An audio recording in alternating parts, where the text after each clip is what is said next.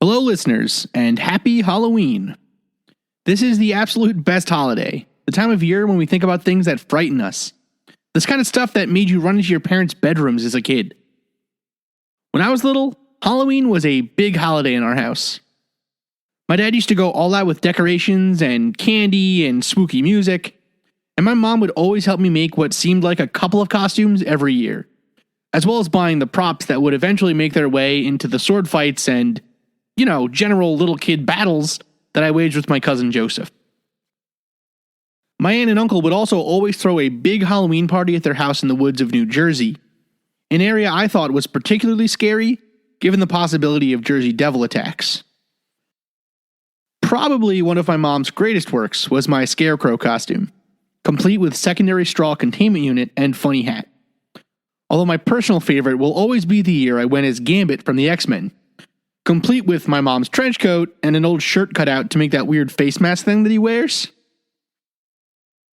Anyways, I hinted at the last episode that this one would involve Frankenstein somehow.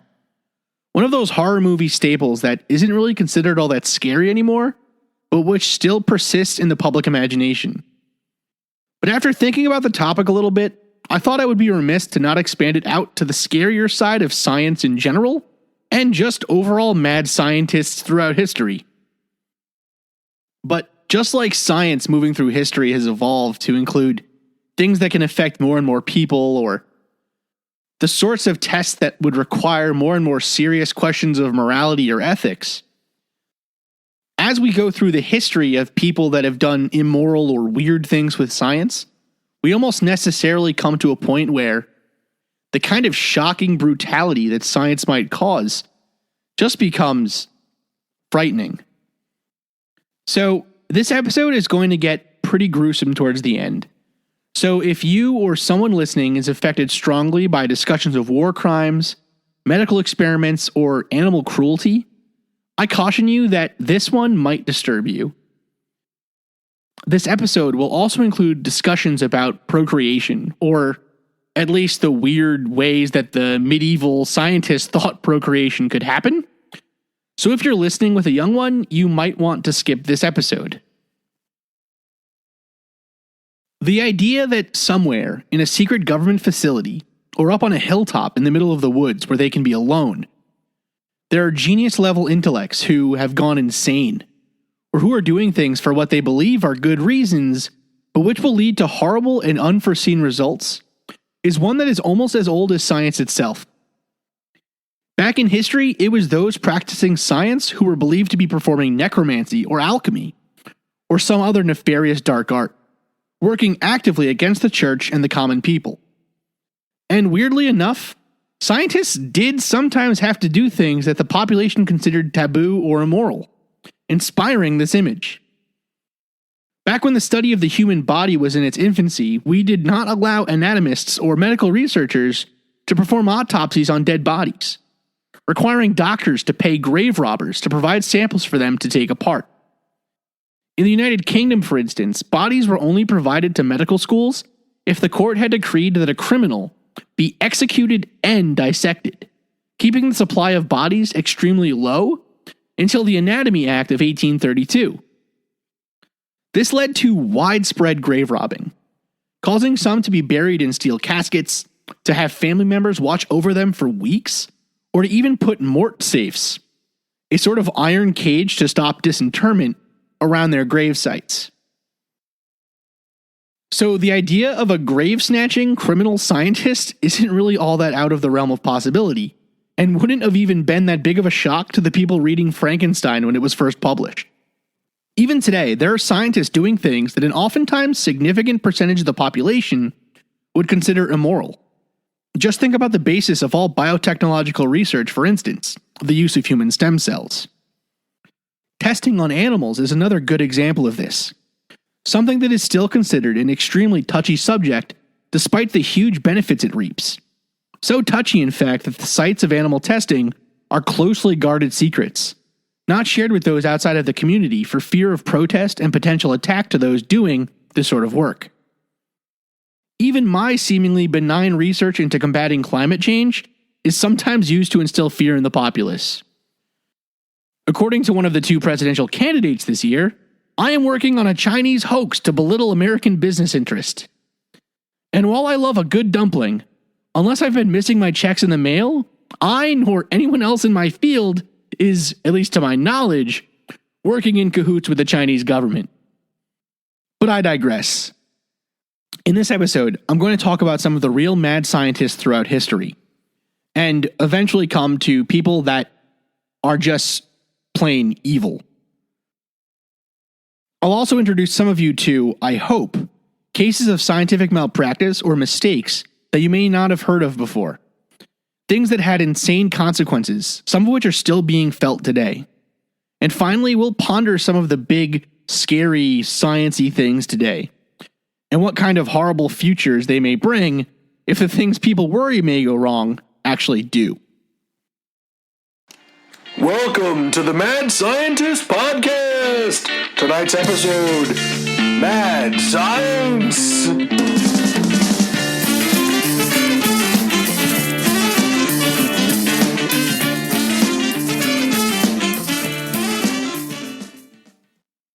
Historically, there are a huge number of cases of scientists one would consider to be doing things that are frightening or weird. One of the weirdest for me is Paracelsus, also known as Philip von Hohenheim, who is credited as being the founder of toxicology, as well as being a pretty significant alchemist, chemist, and philosopher. He lived in the 16th century, and comes into this episode because he had a pretty crazy idea about how one could create a homunculus, which is Latin for little man, via alchemical means. This grew out of the idea of preformationism, which basically said that organisms developed from miniature versions of themselves, or that the form a living thing takes is the form it has throughout its development. See, before we were able to actually look at sperm under the microscope, which was first done by Van Leeuwenhoek, it was believed that sperm cells contained teeny tiny, fully formed humans, known as homunculi. These existed since the beginning of creation, since God must have created all things at once, imbuing each homunculi with a soul. This means, by the way, that every one of these little people must have contained sperm, which in turn contained more sperm, all the way down to infinity and beyond. But this wasn't considered a flaw, however, in this theory. It was thought to explain how it was that, through Adam's original sin, we've all been branded with sin. Even wackier, it means that offspring are really only the result of their father's homunculi, with the mother providing merely like a warm place to hang out for 9 months before your tiny human thing is ready to pop out of the oven. Paracelsus ran with this notion and believed that, therefore, one could create a larger version of this tiny person through various alchemical means, without the presence of a human female, by the way. In De Natura Rerum, published in 1537, he lays out his method for creating a homunculi. Quote, that the sperm of a man be putrefied by itself in a sealed cucurbit for 40 days, with the highest degree of putrefaction in a horse's womb, or at least so long that it comes to life and move itself and stirs, which is easily observed. After this time, it will look somewhat like a man, but transparent, without a body. If, after this, it be fed wisely with the arcanum of human blood, and be nourished for up to 40 weeks, and be kept in the even heat of a horse's womb, a living human child grows therefrom, with all its members like another child, which is born of a woman, but much smaller. End quote. Stuff like this makes you wonder if Paracelsus ever tried this stuff, or if he had even, held the hand of a romantic partner. It's like the crazy stories kids make up to explain how sex works to each other. I know I at least had that awkward conversation with my parents, where my dad sat me down amongst my comic books and told me that the fact that I still called it making a homunculi meant that I just wasn't ready to start trying to have one. Even more insanely, this stuff persisted until super late in history. a year before the signing of the Declaration of Independence. So, 1775, Count Johann Ferdinand von Kufstein and Abe Galoni supposedly made 10 homunculi who could see the future, which they kept in glass containers in a Masonic lodge in Vienna. And it wasn't like just these two guys that were like, no, we totally made a homunculi, you guys. Supposedly, these were seen by a number of different people at the time. Another scientist, and in fact, the person who is somewhat controversially credited as being the inspiration for Dr. Frankenstein, being born at Castle Frankenstein, was Johann Conrad Dippel. Dippel was primarily trained as a theologian, although he was a practicing alchemist and anatomist as well. His theological fieriness and unconventional opinions, such as that all churches should be dismembered so that individuals could have a personal connection with God, caused him to be charged with heresy and banned from various European countries. He's probably most notable, though, for his use of animal oils, and particularly the creation of something called Dippel's oil, which he claimed was the elixir of life. The oil was made from ground up bones and putrefied fat and muscle tissue, and was used all the way up to World War II as a chemical warfare agent, specifically used to make well water undrinkable by placing the oil into the water. Dippel also supported the idea that the soul could be transferred from one corpse to another, although if this was specifically for the use of the reanimation of corpses, is something that he was never specifically known to have practiced. Of course, he was involved in grave robbing and other illegal activities that were common amongst the anatomists and medical researchers of the time. But his use of his oils as an alchemical ingredient was really the primary specialty that he was known for. He claimed to be able to exorcise demons, for instance, through the use of a boiled animal bone and flesh oil. Pretty gross. Another supposed influence on Mary Shelley's Frankenstein is Giovanni Aldini, who was the nephew of Luigi Galvini, who discovered biological electromagnetism, or that cells can transport electricity to cause muscle spasms and movement. Aldini furthered these studies, and in particular would electrocute executed criminals in various ways to see what effect this would have on their bodies. The most famous of these was on the convict George Foster. This demonstration has been described as the following in the Newgate Calendar newspaper. Quote, "On the first application of the process to the face, the jaws of the deceased criminal began to quiver, and the adjoining muscles were horribly contorted, and one eye was actually opened. In the subsequent parts of the process, the right hand was raised and clenched, and the legs and thighs were set in motion." End quote. Others doing similar work claim that they could actually raise people from the dead, depending on the cause of death, of course, through the use of electricity. Andrew Ure is one such researcher, who in 1818 revealed to the public that he had been performing secret experiments on the body of the murderer Matthew Clydesdale. Describing this experiment, he said, quote, "Every muscle of the body was immediately agitated with convulsive movements, resembling a violent shuddering from cold. On moving the second rod from hip to knee, the knee being previously bent, the leg was thrown out with such violence as nearly to overturn one of the assistants, who in vain tried to prevent its extension. The body was also made to perform the movements of breathing by stimulating the phrenic nerve in the diaphragm. When the supraorbital nerve was excited, every muscle in his countenance was simultaneously thrown into fearful action. Rage, horror, despair, anguish, and ghastly smiles united their hideous expressions in the murderer's face, surpassing far the wildest representations of Fuseli or Akeen. At this period, several of the spectators were forced to leave the apartment from terror or sickness, and one gentleman fainted." End quote. Just to be clear, though, these guys weren't mad scientists in the way that we think of them now. Although some did criminal acts, others were doing work that has led to a huge amount of the biological and medical knowledge that we have today. As technology progressed, though, the scale of these attempts to beat death or to alter the human body to improve its performance got even weirder. The first such scientist is Ilya Ivanovich Ivanov, a biologist who specialized in artificial insemination, who worked in the Russian Federation and then the Soviet Union after the revolution.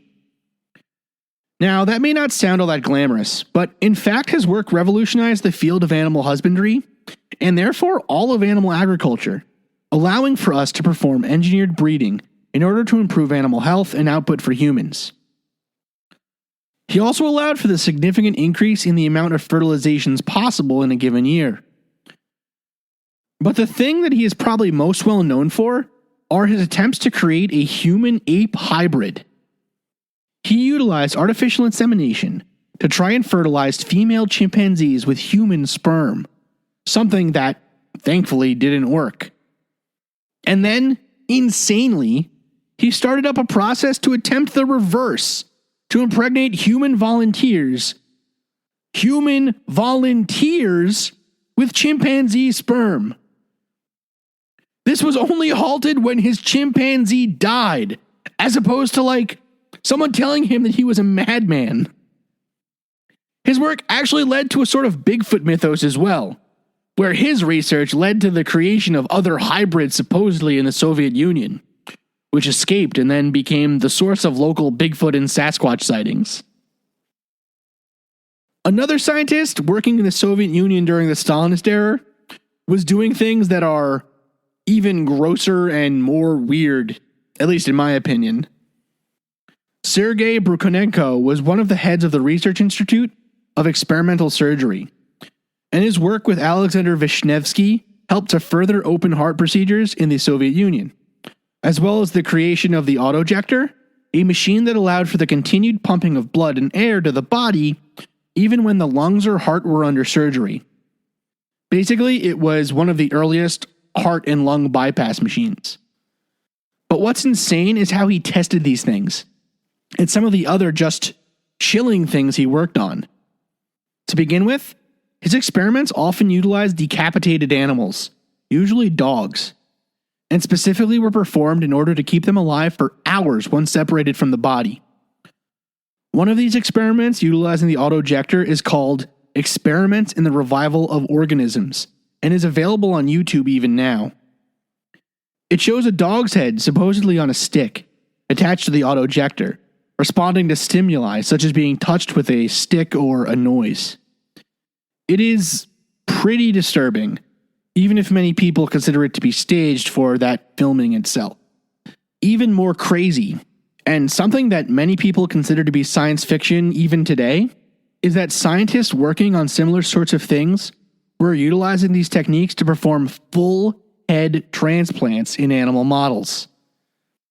Vladimir Demikov in the Soviet Union transplanted a dog's head onto that of another, work which, while insane to hear about, actually led to the techniques that are absolutely vital today to organ transplant. This led a group of scientists in the United States, led by Robert White, to transplant the head of one monkey onto the body of another. The experiment was successful as well, allowing both heads to see, smell, taste, and hear. And truly shockingly, he said, quote, "What has been accomplished in the animal model, prolonged hypothermic preservation, and cephalic transplantation, is fully accomplishable in the human sphere. Whether such dramatic procedures will ever be justified in the human area must wait not only upon the continued advance of medical science, but more appropriately, the moral and social justification of such procedural undertakings." End quote. White was practicing to do a human head transplant as late as 1990, where he practiced on cadavers. But you want to hear something even crazier than that? There is now a plan to actually perform a full head transplant. Valery Spiridonov has volunteered to be the head transplanted, with Dr. Sergio Canavero attempting the surgery as soon as 2017. As crazy as it sounds, Valery suffers from spinal muscular atrophy, basically causing his motor neurons to become lost and leading to muscle wasting and eventually death. It is a horrible disease, basically causing one to become stuck in one's own body until their heart and lungs just give up. So really, who are we to judge this person, who has potentially a chance to continue living with his family and friends a little while longer? But the questions and risks are obviously enormous. For instance, what will the new chemical levels from the host body do to his brain chemistry? What if his new immune system attacks his head in a similar way that an organ transplantee's body may reject the new tissue? What if he loses his mind, the change being too much for his consciousness to take? And what if he literally loses his mind? What if the brain isn't just where the mind lives? What if there really is a soul, and his is lost somewhere because of the severing of the brain from the body? There is a lot at stake with this surgery, and it will be partially terrifying and partially fascinating to see what comes from it.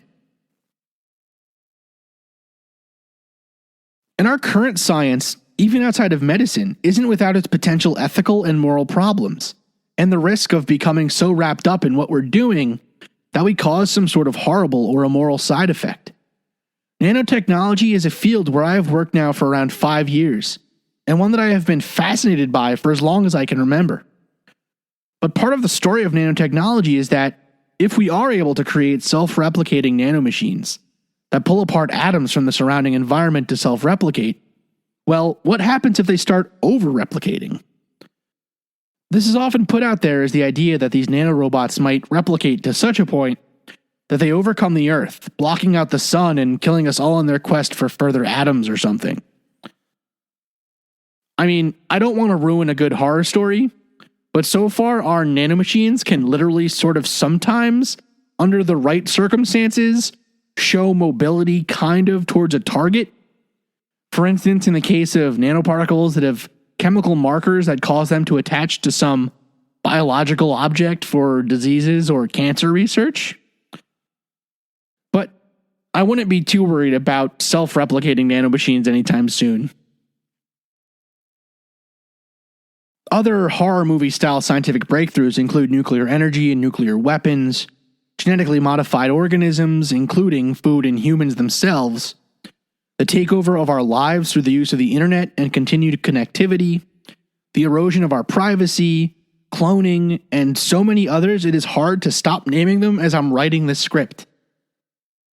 And it is extremely important that we are on the lookout for these problems, but at the same time not becoming so wrapped up in our fear that we don't think rationally about the issues at hand and the benefits that they might bring to humanity.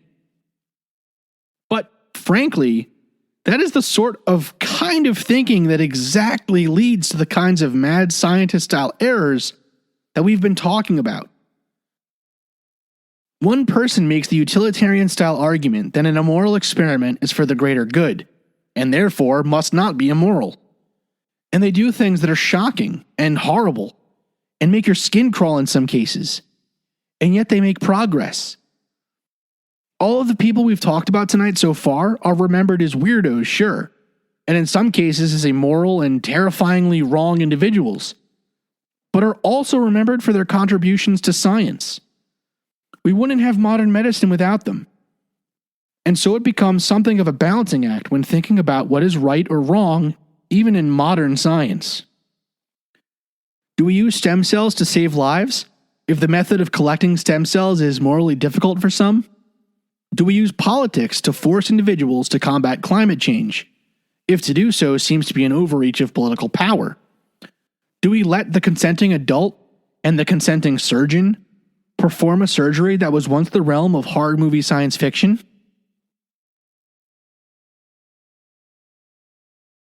So far, we've talked about pretty light stuff, things that are mad science, but not necessarily evil science.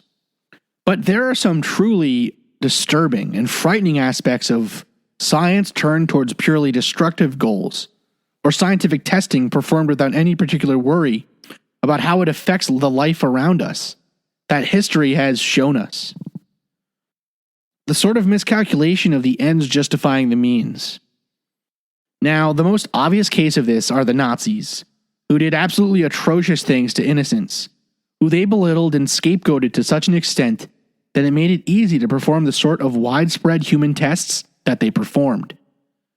But another part of the Axis powers, the Japanese, also committed human trials. And on a scale that I think is extremely shocking to most American listeners of this podcast. At least it was shocking to me.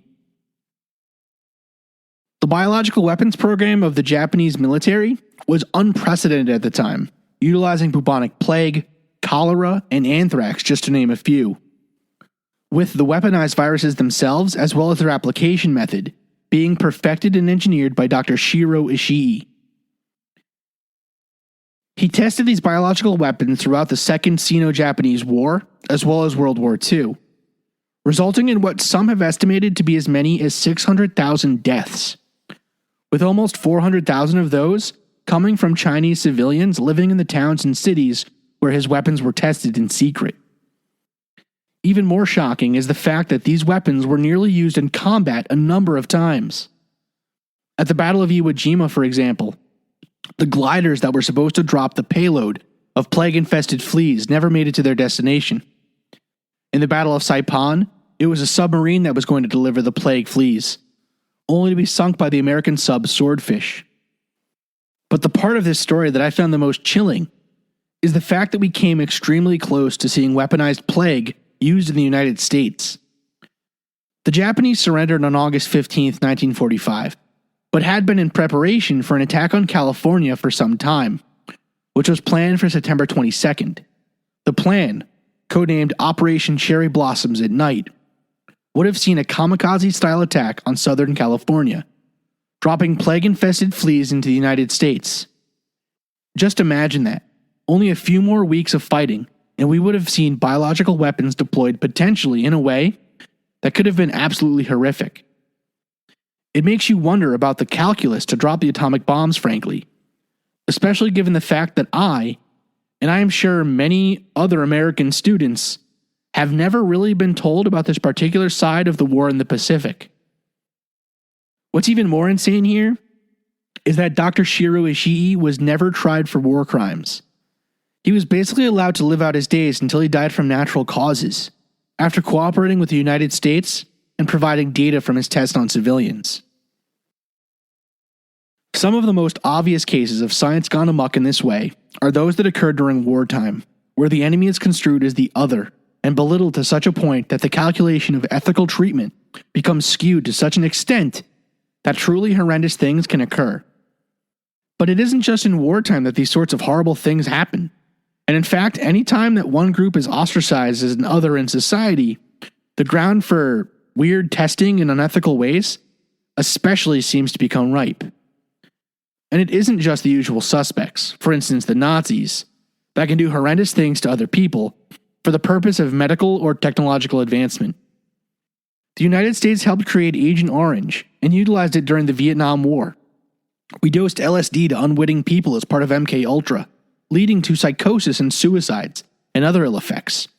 And we perfected and used atomic weaponry at the end of World War II. Corporations are another source of experimental or medical immorality. For instance, in the episode on radioactivity, we talked about the various types of commodities, and especially cosmetics, that contain radium or thorium salts, leading to cancer and death for factory workers exposed to these compounds in high doses. Other cases of mistakes in understanding the risks of a technology include the use of asbestos as part of a huge number of various building materials to lower the risks of fire, leading to mesothelioma and other forms of lung cancer, or the use of thalidomide to treat morning sickness, leading to approximately 10,000 cases of birth defects with only a 50% survival rate. I'm not trying to defend or belittle anyone's country or sad history here, but this is a part of scientific history, and a pretty frightening lesson for any practicing scientist, myself included, that anyone today would be remiss to forget. That's the end of this episode. I hope it was interesting, and I hope that you have gotten significantly more full of scientific history and candy this Halloween week. I'll be back in about 2.5 weeks with another episode. In the meantime, you can contact me via email at themadscientistpodcast@gmail.com, all one word, on Twitter through @madscientistpod, and on Podbean. Send me questions or concerns through there, and thank you so much for listening. My logo was designed by Carrie Shaheen. Once again, thank you so much.